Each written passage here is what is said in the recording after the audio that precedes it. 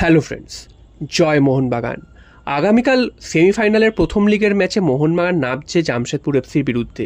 সেই ম্যাচে নামার আগে মোহনবাগানের জন্য খুবই দুশ্চিন্তার একটা কারণটা হচ্ছে মোহনবাগান দুজন গুরুত্বপূর্ণ প্লেয়ারকে পাবে কি পাবে না এখনও নিশ্চিত নয়। একজন মনবীর সিং, অন্যজন আপুইয়া। এই দুজনেই ভারতের জাতীয় দলে গিয়ে চোট পেয়েছিলেন এবং তার ফলে তারা এই প্রথম সেমিফাইনালে খেলতে পারবেন কি পারবেন না সেটা নিয়ে একটা অনিশ্চয়তা তৈরি হয়েছে। তবে লাস্ট 3-4 দিন আগে যেটা শোনা যাচ্ছিল, তারা আস্তে আস্তে সুস্থ হয়ে উঠছেন এবং তাদের খেলার সম্ভাবনা বাড়ছিল। তবে গতকাল থেকে পরিস্থিতিটা আবার বদলে যায়। শোনা যায় যে নতুন করে আবার তাদের ব্যথা শুরু হয়েছে এবং তারা আদৌ খেলতে পারবেন কি না সেটা একটা সন্দেহ রয়েছে। তাদেরকে জামশেদপুরে নিয়ে যাওয়া হয়েছে এবং তারা যদি কোচ মনে করেন বা তাদের খেলার মতন পরিস্থিতি তৈরি হয় তবে তাদেরকে মাঠে নামানো যেতে পারে। তবে এই মুহূর্তে দাঁড়িয়ে যেটা মনে হচ্ছে, তাদেরকে মাঠে দেখতে পাওয়ার সম্ভাবনা প্রায় নেই বললেই চলে। যদি একেবারে শেষ মুহূর্তে সাবস্টিটিউশন হিসাবে যদি তাকে নামানো যায় সেক্ষেত্রে অন্য ব্যাপার, তবে তাদের 90 মিনিট খেলার মতন জায়গায় নেই। তো এই দুজন প্লেয়ারকে ছাড়াই মোহনবাগানকে পরিকল্পনা করতে হবে এবং এই ম্যাচটা খুবই গুরুত্বপূর্ণ হতে চলেছে। কারণ সেকেন্ড লিগে আমরা দেখেছিলাম যে মোহনবাগান যখন জামশেদপুরে খেলতে গেছিল আমাদেরকে কিন্তু অনেকটাই বেগ দিয়েছিল। কারণ আমরা ফার্স্ট হাফটা দুর্দান্ত ফুটবল খেলেছিলাম, 1 গোলে এগিয়েও ছিলাম। সেকেন্ড হাফটা হঠাৎ করেই আমরা অফ হয়ে গেছিলাম এবং খুবই খারাপ ফুটবল খেলেছিলাম, যার ফলে আমরা কিন্তু একটা গোল হজম করি এবং এক এক করে সেই জেতা ম্যাচটা মাঠে ফেলে চলে আসতে হয়। তো এবার সেই ভুল করলে চলবে না। অনেক দিন খেলা বন্ধ ছিল, অনেক দিন খেলার থেকে বাইরে ছিল। যদিও ভারতীয় প্লেয়াররা ভারতের জাতীয় দলের হয়ে খেলেছে ঠিকই, তবে একসাথে যে টিম গেমটা মোহনবাগানের হয়ে যারা খেলেন তো অনেক দিন কিন্তু খেলার থেকে দূরে ছিল।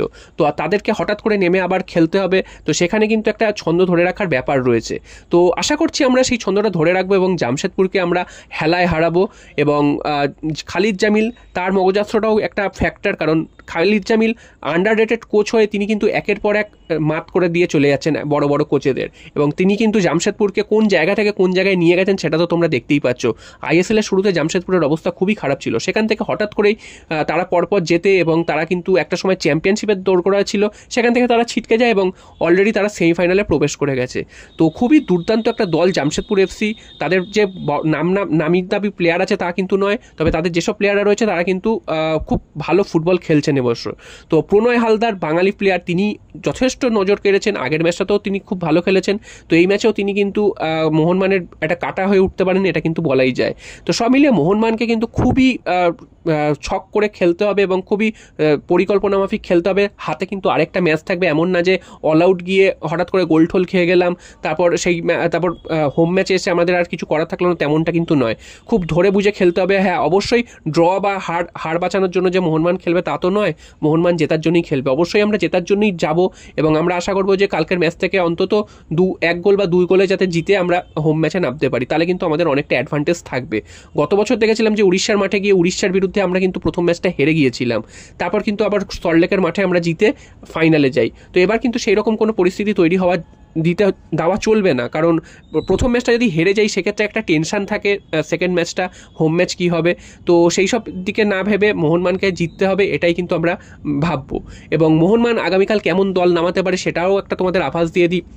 গুরুত্বপূর্ণ 2জন প্লেয়ার থাকবেন না, এটা কিন্তু জেনে গেছো অলরেডি, এবং না থাকার সম্ভাবনাটাই বেশি। এবং শেষ পর্যন্ত যদি এদিক ওদিক হয় সেটা অন্য ব্যাপার, তবে না থাকার সম্ভাবনাটাই বেশি। তো গোলে বিশাল কায়িত্ব থাকবেনই, তিনি ভারতীয় দলের হয়ে দুর্ধর্ষ খেলেছিলেন, তবে লাস্ট ম্যাচে একটু ফাম্বেল করেছিলেন। এছাড়া ডিফেন্সে সেই 2জন বিদেশি রয়েছেন, আমাদের টম এলড্রেড, এবং সাইড ব্যাকে রয়েছেন সুভাশিস বোস, এবং রাইট ব্যাকে থাকবেন আশিস রায়। এছাড়া কিন্তু মাঝখানে থাকবেন টম এলড্রেডের সাথে যে অ্যালবার্টো রড্রিগেজ আর দীপক টাংরি, তাকে আমরা দেখতে পেতে পারি যেহেতু আপুইয়া থাকবেন না।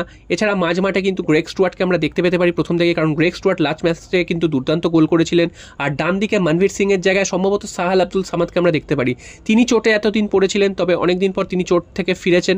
তো আশা করছি তিনি কিন্তু আগামীকালের ম্যাচে প্রথম থেকেই খেলবেন।